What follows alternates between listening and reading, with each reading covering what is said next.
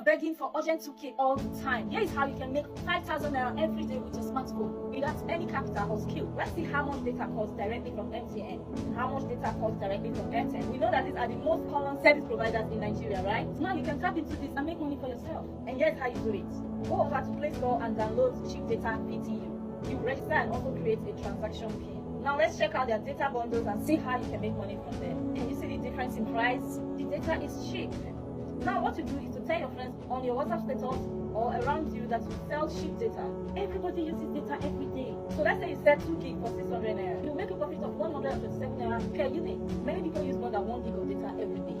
Let's say you sold at least 30 units. That's 127 times 30. You can do the math. And that's only for MTN. You can also sell for Airtel Go and 9 Mobile. You can also make TV payments like GoTV, Crash Card and other things at a cheaper rate.